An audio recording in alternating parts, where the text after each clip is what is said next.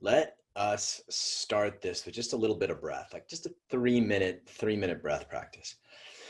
So ground yourself, as fully as you can, meaning feet on the floor, soles of the feet, sits bones, legs, whatever you're sitting cross-legged, just really make contact with the earth to the point where you can feel the hum of the earth in your bones.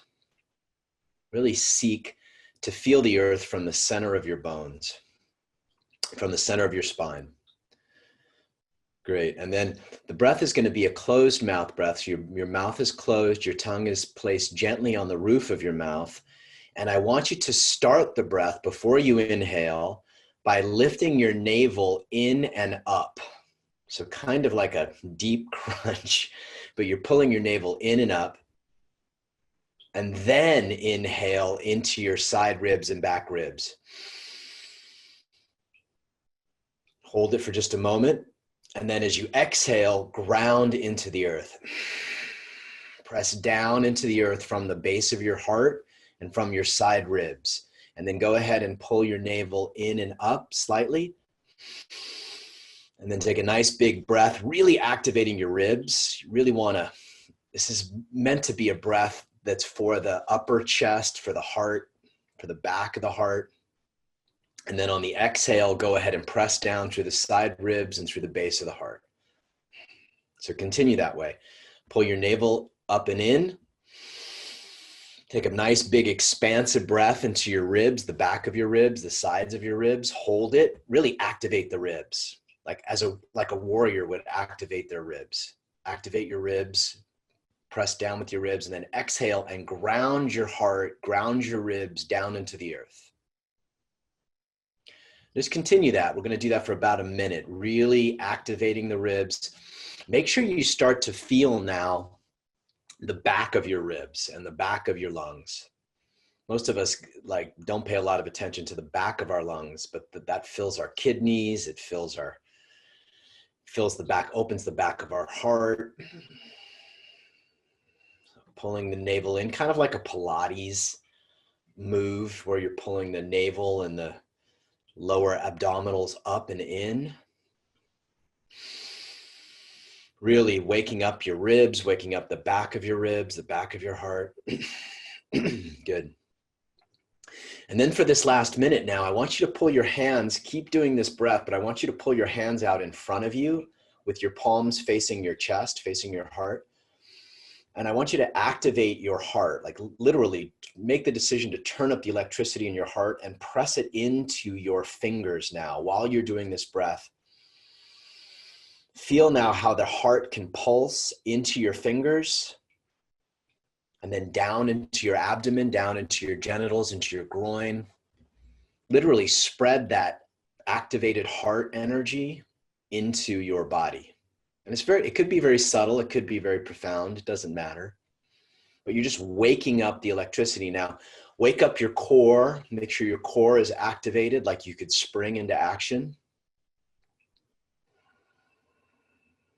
And then the final piece of this is I want you to make your heart really big. So go inside your heart and make your heart so big that you can feel the right heart in your right palm and the left side of your heart in the left palm, just making your heart as big as your hands, like the space between your chest and your hands. So your heart gets very huge, like a huge beach ball.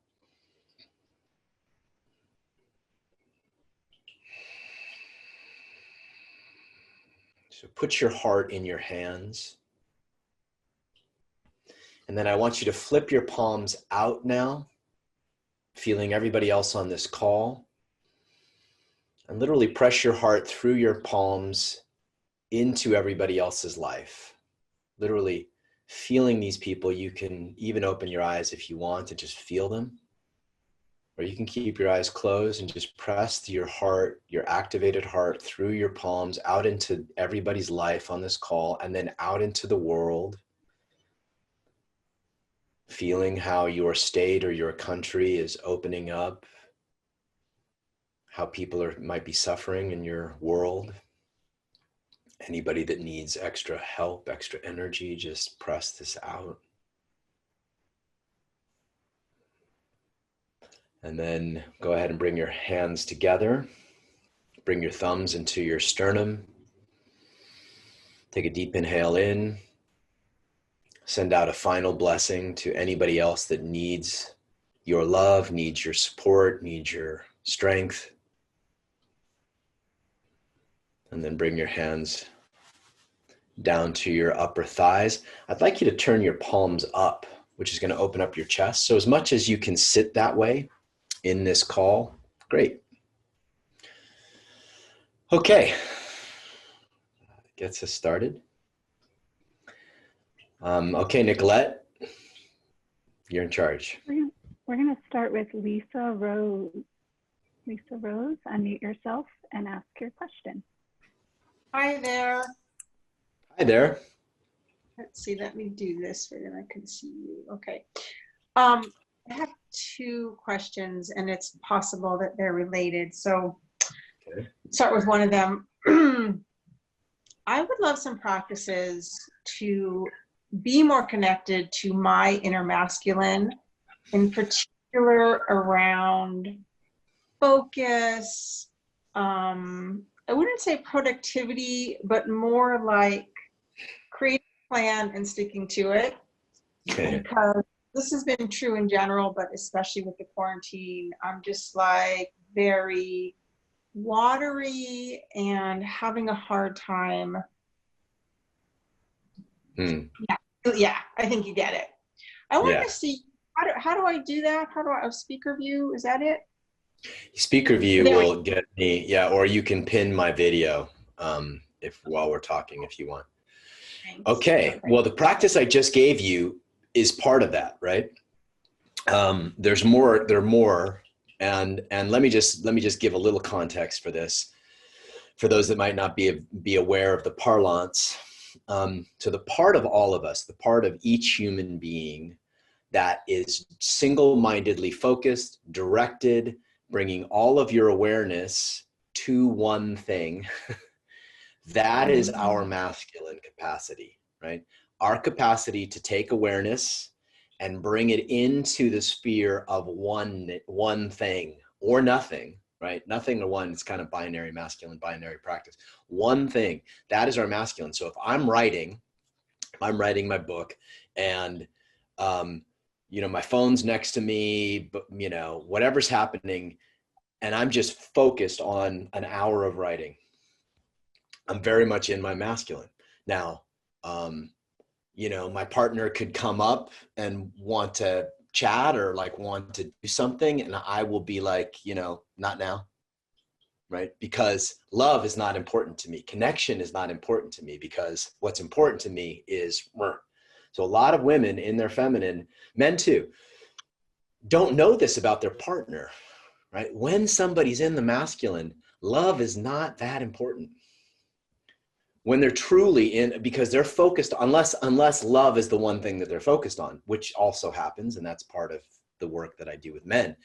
But when we're in productive mode, like love, okay, love's good, I'll get to love in an hour. Right now, it's about this. That makes sense? So that's what you're wanting to cultivate, that kind of focus? Yeah, and I feel like some of the other things that distract me, whether, I'm on the computer and all these other things are coming in and they all feel equally important, but it's like I want to follow the trail of the one that's going to be the most exciting and pleasurable. And I'm very like a dog chasing a bone. Well, so basically what you're saying is that your feminine wants to run the show. Totally. Which is great. Yeah. So surrender to that. Let her run the show which is beautiful, not just for women these days, but men too, like getting into the flow of what life is asking for us in this incredibly, difficult time is not a bad thing, I think, right? So following the flow of desire, the flow of love, beautiful. However, set structure for the one or two things. So let's go back into your masculine. So your masculine, if I'm talking to your masculine, like if I was talking to the men in my men's group, I'd say, okay, what needs to happen today? Let's just go with today. What needs to happen today so that when you put your head on the pillow tonight, you can go to sleep with no thought? That's exactly the question I ask myself.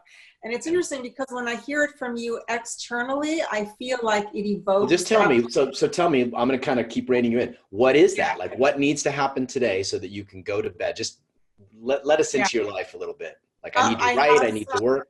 Yeah, I have some correspondence with my VA, with my assistant. I'm trying to map out a course.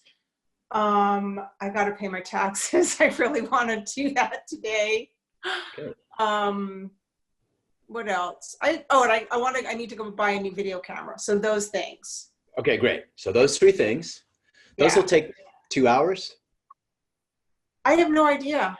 Okay, so I'm just guessing here, 90 minutes to 2 hours to get that stuff done, right? Maybe less, maybe a little more. Okay. So create a space. It could be between 3 and 6, where you work from 3 to 4, no distractions, no phone, no email. You might turn off the notifications. You might, whatever it is that you need to do, and literally create the structure for that. Mm-hmm. Then take a break for 15, 20, 30 minutes, something like that. And then go back in and complete it. Because what you're trying to connect to in your masculine is the freedom of going to bed tonight with no thought. Okay. And that is pretty delicious. Yeah. It is, right? For a man or a woman, that's pretty fucking delicious to be able to connect like, fuck, I can die tonight. I can die, not because I've done everything in my life, but because today I lived the day as I completed what I needed to complete. Yeah. And that becomes a really beautiful North Star and pretty productive, right? Yeah. And what you'll find is that it's only a couple hours that it's less time than you think that you need to be fully focused. And then the rest of the time, honor your feminine. Right now, what I imagine is happening is that neither's getting fully honored. Totally. So you're in your feminine and you're flowing, but you're thinking, oh, I got to get with my VA and I got to do this stuff, right? And then, which doesn't really nourish your feminine. And then your masculine kind of like, oh, but I just don't want to do this. Yep. So you're not feeling complete. And so creating structure to fully honor both parts of you, deeply. So I would do both. Like, if you're going to do this practice of what 2 or 3 things, it's usually not more than 3 things, do I need to do so that if I put my head on the pillow, I can just, okay. So if you're going to do that, then also take some time to really flow, to do a pleasure practice, to do a bath, to go fully into a celebration of your feminine experience on the planet in this moment. And that way, both parts of you are getting nourished, and hopefully you should feel just more full and on purpose. Yeah, totally. Because I can feel how the feminine part of me really likes to be rewarded and celebrated, and that's through some form of pleasure. And so you're right, she's not fully getting that. And the masculine feels like when it's out of integrity with my commitment and my deeper desires, he's not, Totally. So the masculine, you hit it on the head. That's so important for everybody listening. The masculine in all of us cannot be happy when we're out of integrity.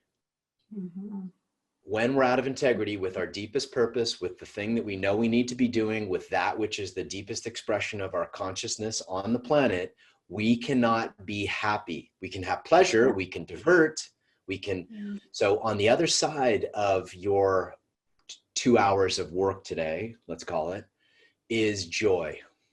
Is the joy and the of being in integrity with your own heart, which is a very beautiful, very deep masculine bliss for all of us.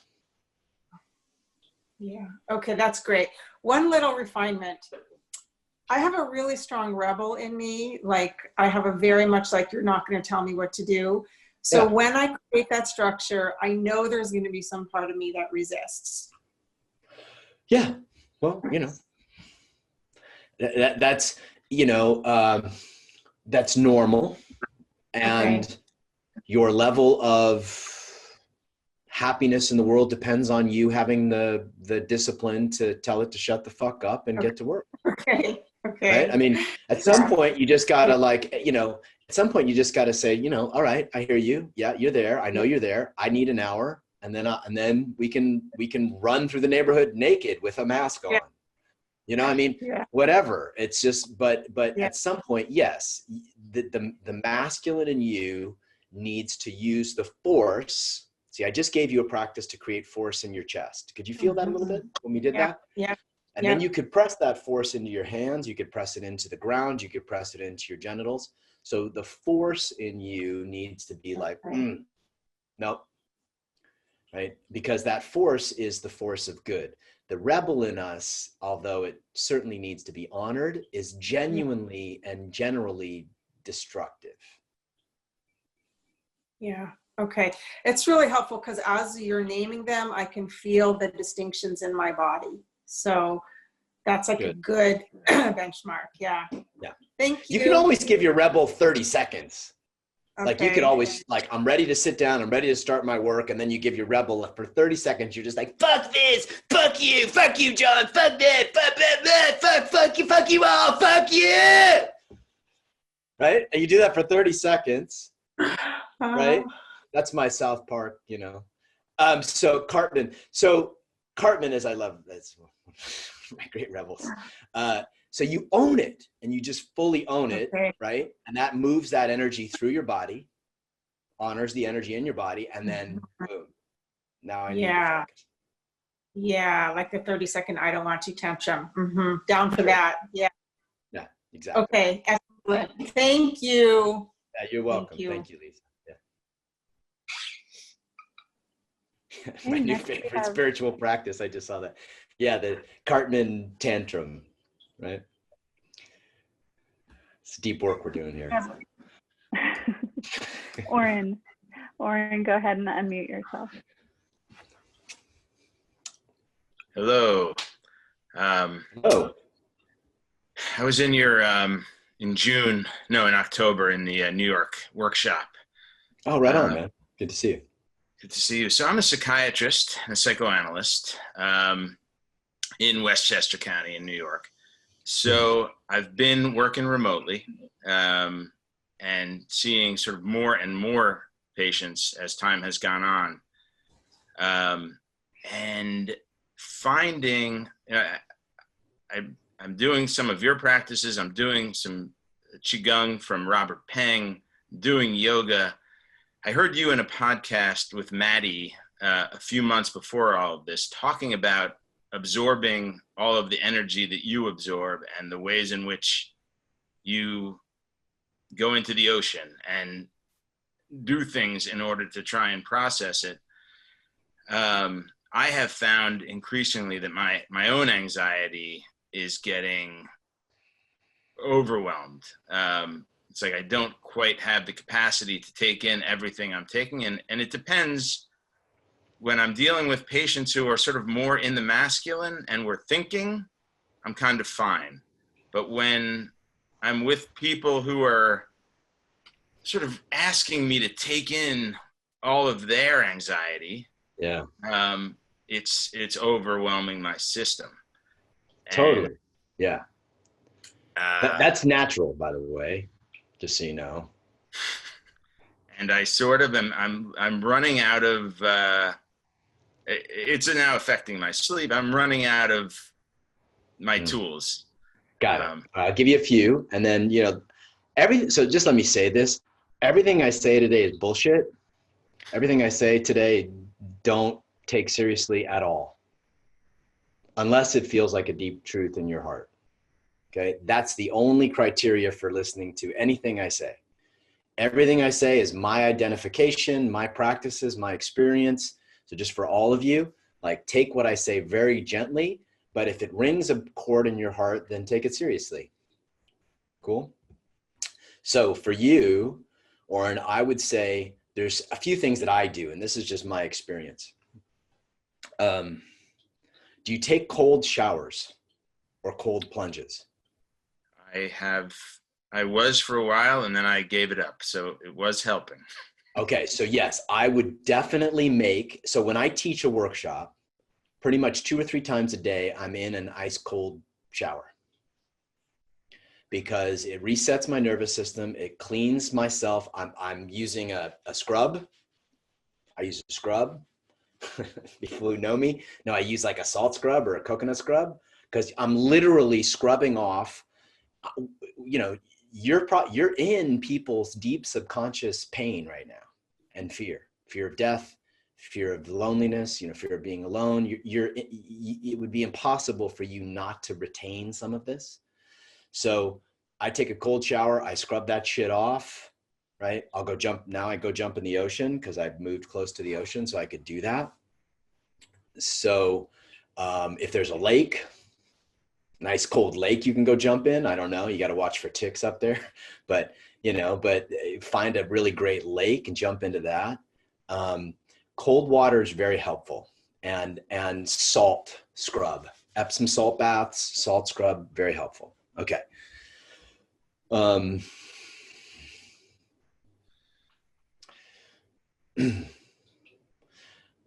Part of, do you hike or you get out in nature? Are you taking care of that? As much as I can. I'm going to give that a 5.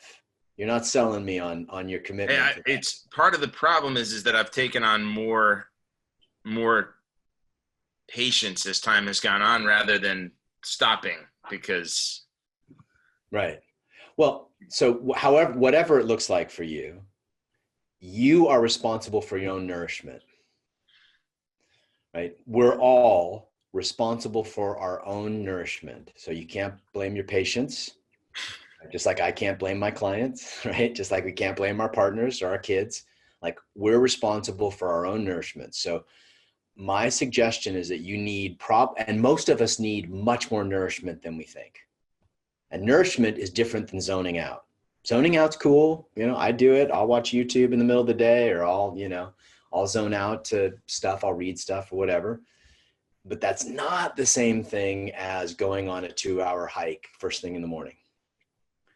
And so I have to prioritize my nourishment. So when you hike, because I know you'll hike at some point, and you're in a beautiful part of the country at this time of year,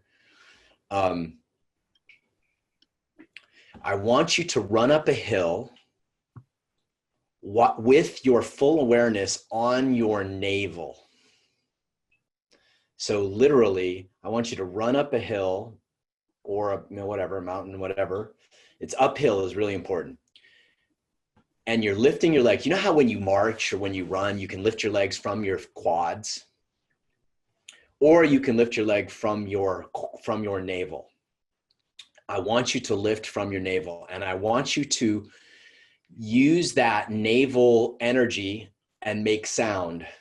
So it might look like you're running up the hill going, like from your navel, and you're releasing stuff that gets stuck in your dantian, your core. Most of the very difficult, deep emotions that we take on, most of our anger, it's a great practice for anger, by the way. If anybody knows fists of anger, so fists of anger, which is a Kundalini practice, clears anger from the heart. It's great, beautiful. This practice is about clearing anger from the navel, which is a little different and a little deeper, a little more primal. So those 3 things I think would be where I would start, and see if that starts to recalibrate you. Because, like most of us who are working hard, and I see this a lot in men, there's a lot of output, okay? And finding a way for you to hike up a mountain, find a rock, sit on that rock, and just be receptive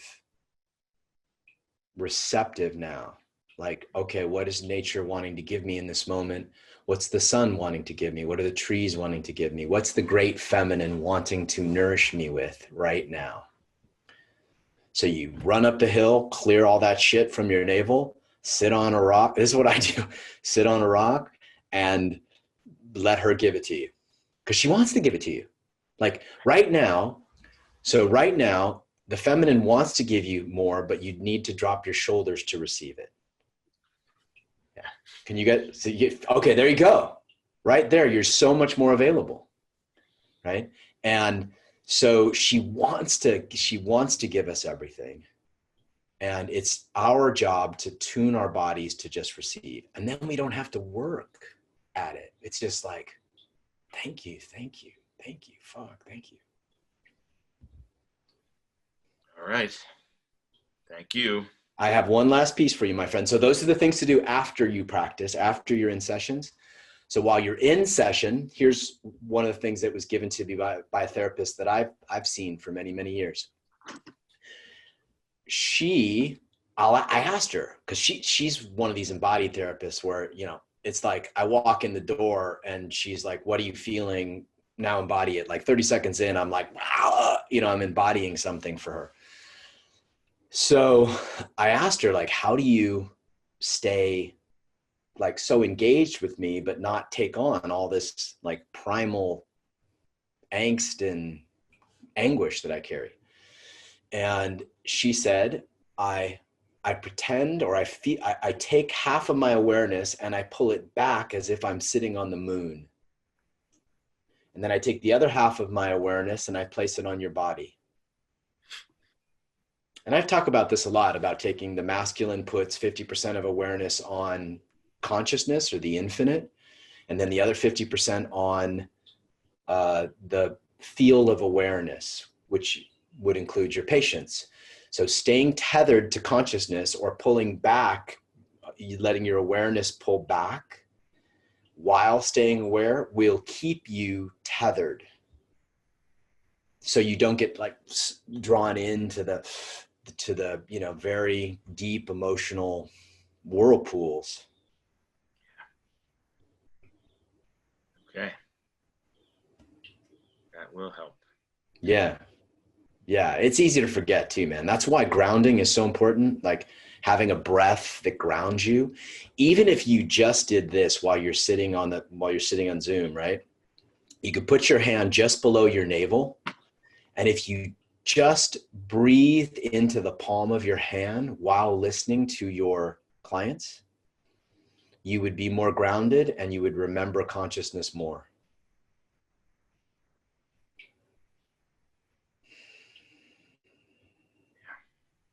Yeah. All right, man. I hope those are helpful. Yeah, you're welcome. Thanks for the question. It's good. These are very practical questions today. I'm digging this. Okay, next we have Sierra. Go ahead and unmute yourself. Hi. Hello. Hi. Wow, this is exciting for me. So I have a question, and there's this guy who has sort of shown up in my life like year after year, and I feel like especially people in my generation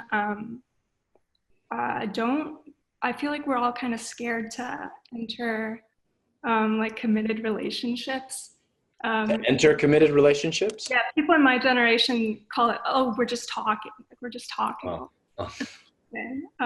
And I feel that this guy in my life is scared to commit.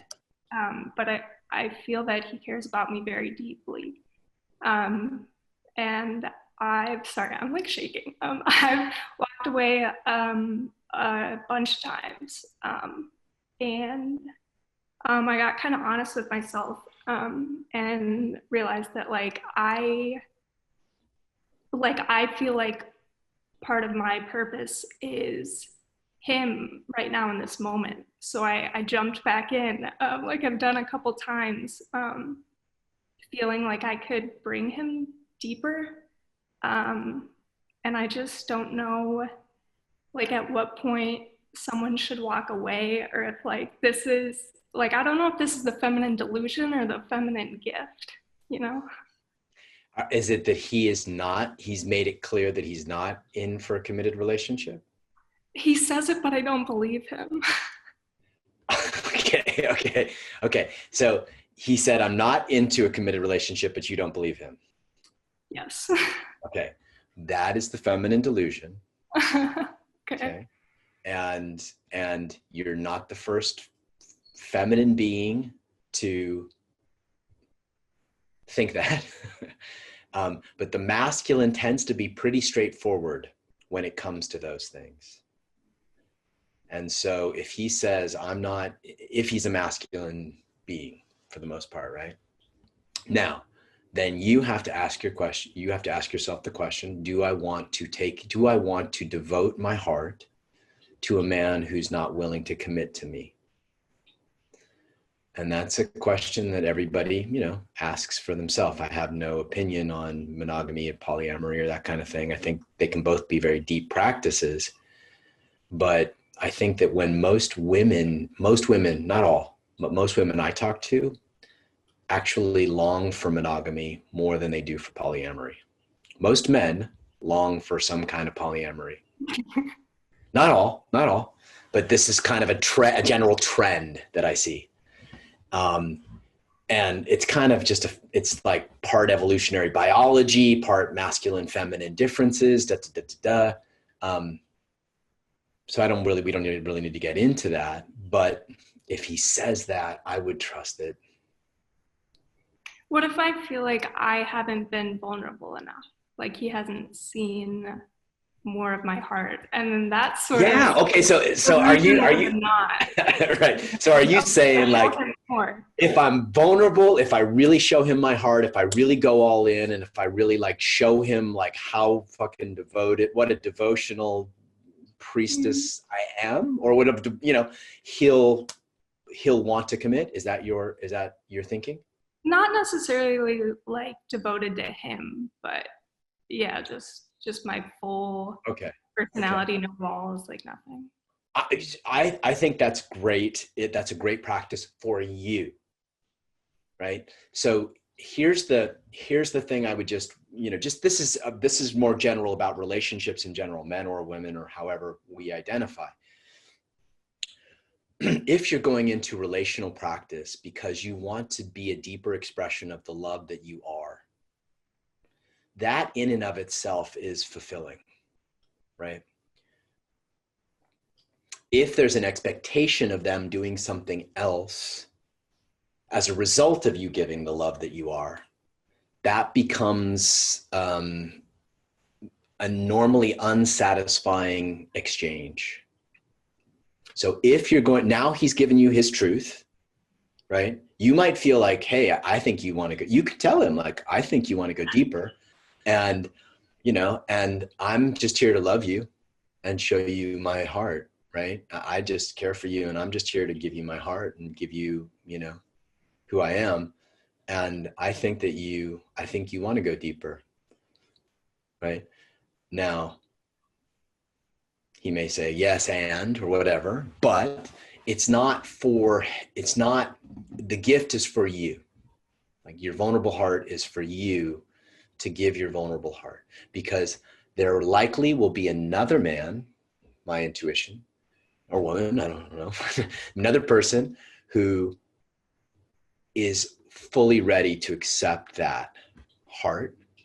And your practice is to use this time to give it fully, because it is a yogic practice to give our heart fully.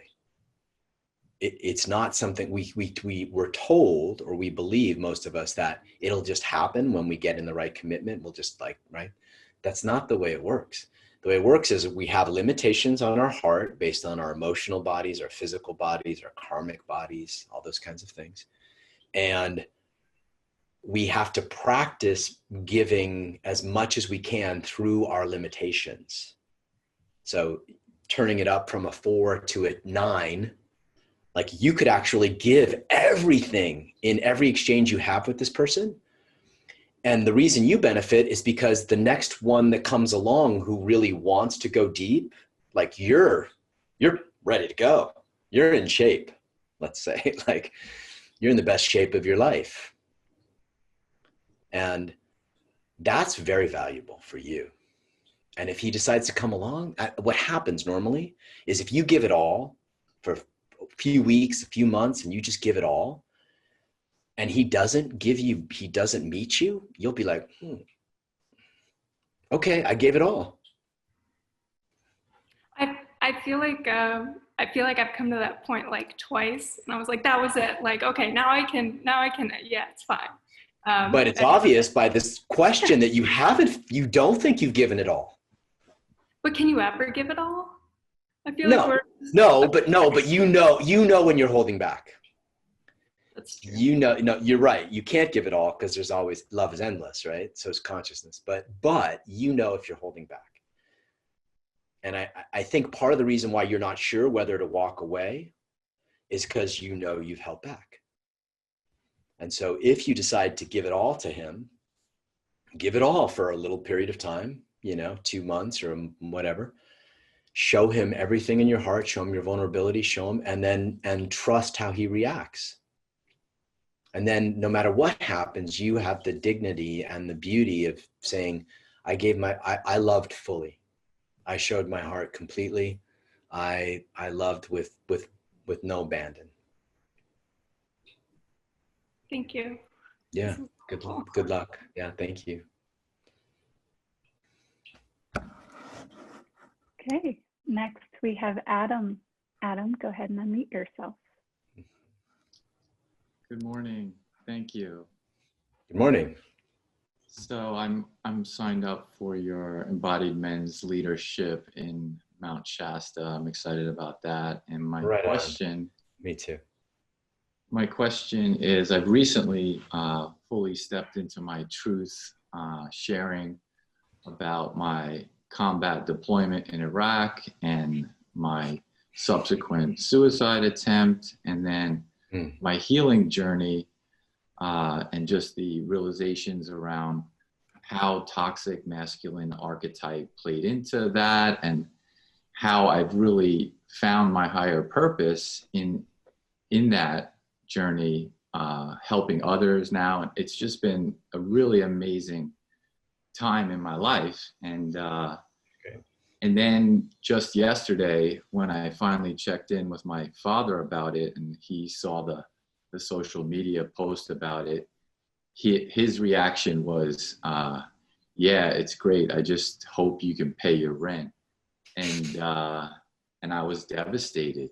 I mean, I've had such amazing support and love from that. And then I just did not expect to be completely broken by his response. And so I'm just trying to find some practices to move through this. Yeah. Yeah. God bless them, our parents, right? Your dad probably has a lot of great qualities, and I'm sure he tried, has tried his best to be supportive. But I'm sure that's not the first time that he was critical or doubting, let's call it. Is that fair to say? Yeah, great, definitely. Great. Yeah. So you've got a thread now to pull on. Like life has given you this really beautiful thread to pull on. And that thread is my father wound, right? My father wound. And so you can actually now track this wound, the anger behind it, the grief behind it, the pain behind it. You can actually track it down way back to where it started, right? And so I think that's a beautiful gift. So if I was to say, Adam, can you feel like the arc of this wound from early on in your life until yesterday? I can definitely feel the waves of our relationship being wounding and also very inspirational. Mm-hmm. Yeah. Yeah, which is confusing for any man, right? But I want to give you permission, since this is up, I want to give you permission to really feel like the depth of the wound, right? Because it needs to be felt fully as you're stepping into, it needs to be felt fully so that you can let your father die, so to speak, right? So that you can, without any need for his approval, you can step into what you need to step into fully. And we can pay lip service to that as men, right? But it's hard to do if we don't truly touch the pain that's been there for years, you know? I mean, who knows? Maybe part of that pain is what sent you into battle. Maybe part of that, you know, desire to, you know, I don't know, to make him happy. Is there some truth to that? I think there definitely, you know, I was looking for that rite of passage going into the military, but I do think there's a thread of his approval or him seeing me as a man in that choice.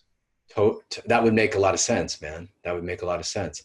So here it is. He touches this wound, and the reason why it reverberates is so painful is because it's still very much alive in terms of needing to be felt, right? So here's what I would suggest, my friend. I would suggest you start, you write a history of this particular wound, like your father's disapproval or criticism. When do you first remember it? And literally write the arc of it and connect to the arc of it. And as you connect to the arc of it, so there's two pieces to this. One is the actual kind of creating a structure for it by writing it in a book, right? By writing it in a journal. And then the other piece is as emotions come up, because you're going to write this thing and you're going to get angry, you're going to get sad, you're going to need time to fully express your anger and sadness. So I like to put time on the mat, 10 minutes, 15 minutes, create a mat, sheepskin, rug, whatever feels right. And you just feel the pain of it. It's in many ways, no matter how great or inspirational your father was, there's a wound of the father that you never got. I can feel that. Yeah. And every man has to face that. I don't care how fucking great your father was, right? You know, anybody, like we have to face, like there was something that we were longing for as boys and didn't get. And the grief around that has to be fully felt. And if you have good friends, men friends that can witness you in that grief, even better. So you might call them up and you might say, or if you're in a men's group, you might say, you know, I'm just going to take 10 minutes and express the anger, the anguish, the grief of my father and let them witness you. Take a bat. Yeah. Right? I remember when I first got introduced to this kind of practice, I was in Austin, Texas in a fucking shack with 6 dudes and tennis rackets and a bunch of pillows. And it would be just like these guys were watching me and I just let it rip, you know? And it was one of the most powerful experiences I've ever had and completely necessary for me to move through this wound that I've had with my father. And I no longer have that wound. There's no longer any desire to get his approval. Thank you. Yeah, I have a men's group coming up on Thursday, and I didn't even think about sharing this, but I just feel like that's going to be a powerful share. Awesome. Yeah. If you can ask them, hey man, can I just get 10 minutes? And my suggestion, Adam, would be to like, can you guys I just need to move this energy that's around my dad right now and go for it. 5 minutes, 10 minutes, not flying, crying, screaming, whatever you need to do to just get to move it through you and be witnessed in love. That's a very, very powerful experience. And that's one of the reasons I love men's groups. Thank you. Yeah, that's great. Thank you very much. Yeah, you're welcome, man. Good luck with that. And congratulations on your purpose. Thank you. Yeah. Have you read, I'll say one last thing, Adam.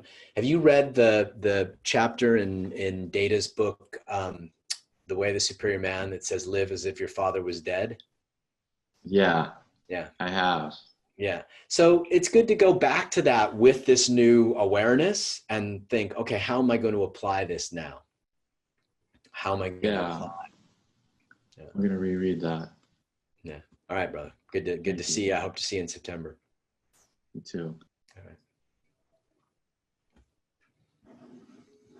Okay, next up we have Elizabeth Ford. Elizabeth, go ahead and unmute yourself.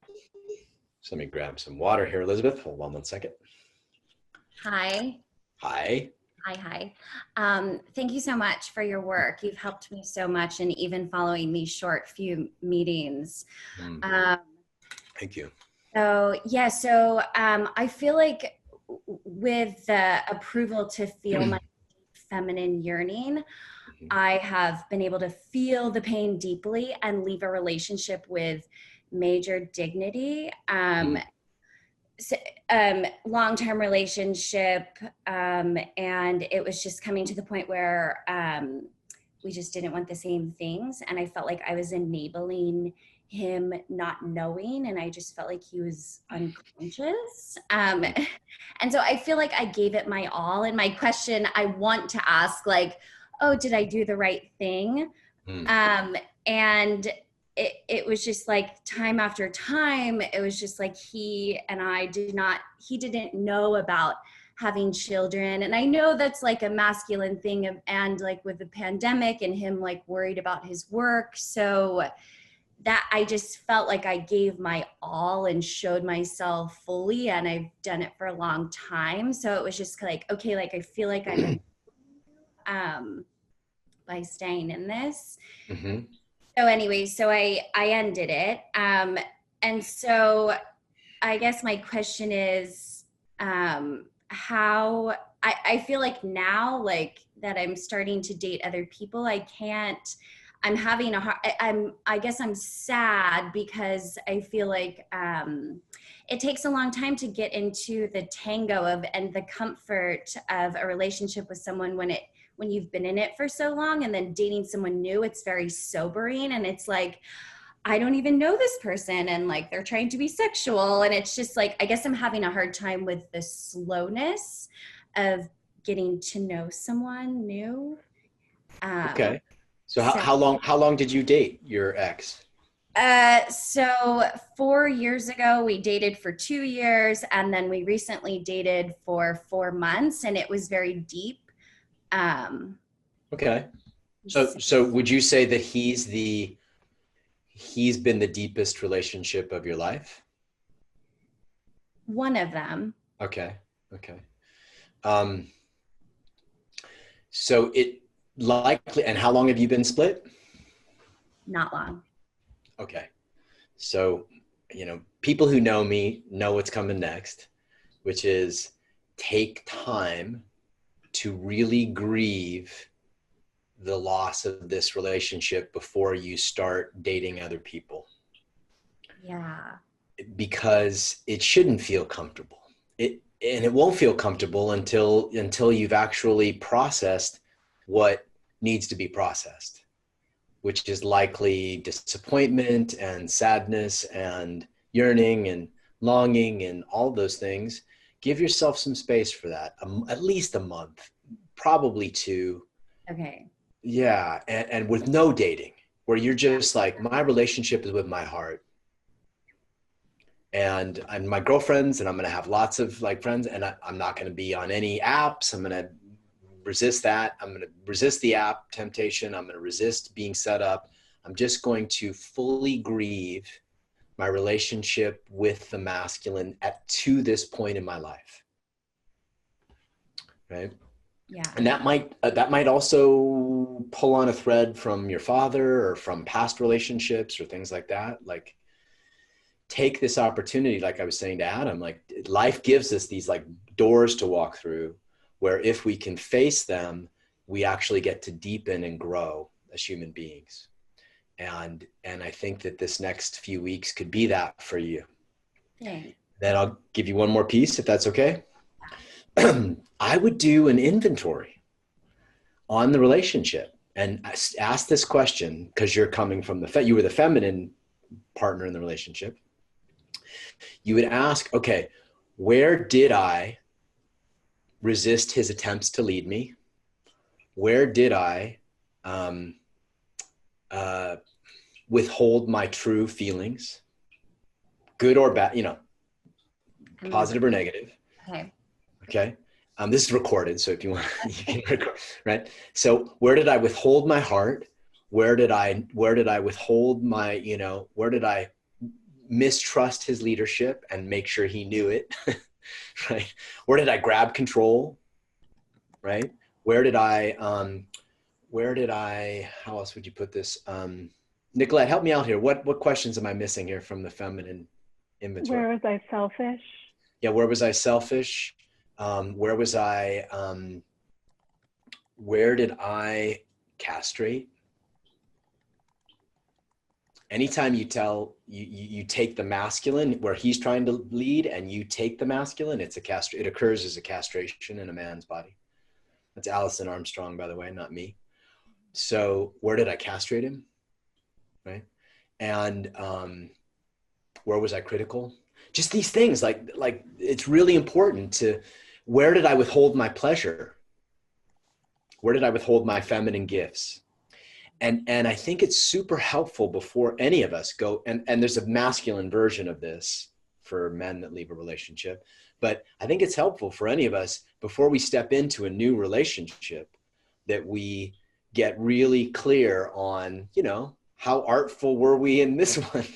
Yeah. You know, and because otherwise we're just going to repeat the same patterns. You know? Okay. Thanks. Yeah. And then maybe after you do that, there'll be a time in a few months where you sit down with him and you make a reconciliation. Mm. That's what we do. I have the women in my women's group do that. And it's very powerful. It's very powerful. It's a way for us to, man or woman, right? We can reset our relationship to the masculine or the feminine by going back and making amends and then cleaning it up and then thanking them for what he did give you, etc. Right? Yeah. Okay. And I did that too. And so. Okay, but you did those questions? No. Okay. I mean, throughout the time, I've tried to be aware, and it wouldn't hurt to go back. I think it's easier to do it when we're alone. Yeah. And when we're real, you know what I mean? That's why dating sometimes, you know, right away removes us from the, you know, because our date, you know, like you said, it's confusing to date somebody new when you just had a really deep experience. Yeah. So clarity comes from slowing everything down, from being like, okay, like I loved this man and I wanted something with him. Where might I have, you know, not shown up fully, or where might I have done this or done that? I think that's a very valuable reflection. Okay. David likes to say it this way. He's like, as an artist, you go back and you look at the art. In this case, it would be a relationship. And you take a you take a ruthlessly honest view of the art with the understanding that you did the very best that you could. Mm. Right? Which is, it's not meant to beat yourself up. You're like, okay, like here's the art. Here's where I could have done better in this art, whether it's a workshop, a book, a relationship, a tennis match, you know, whatever, a poem you wrote. And I did the very best I could. Yeah. Okay. Thank you. Yeah, you're welcome, Elizabeth. Good luck. Thank you.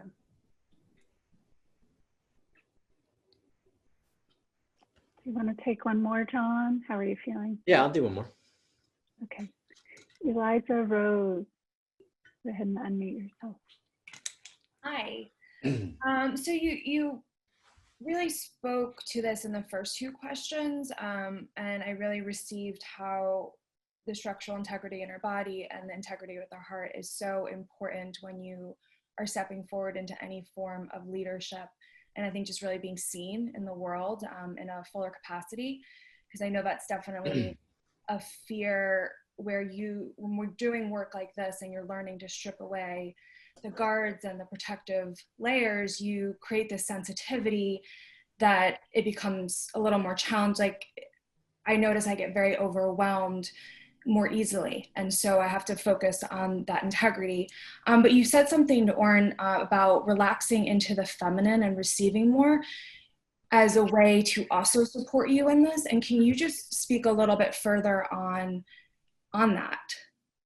Sure. Yeah, of course. So there is a universal feminine and masculine force, right? That I'm just using those terms. I could call it Bert and Ernie, right? I mean, it really doesn't matter. So Ernie is everything happening in this moment right now, like the trees, the flowers, the sunlight, everything happening in this moment. That's Ernie, or the feminine. However, I'm just using terms to describe like things that are undescribable, basically. So everything, all life happening now, we call that the feminine, at least in the way I was taught.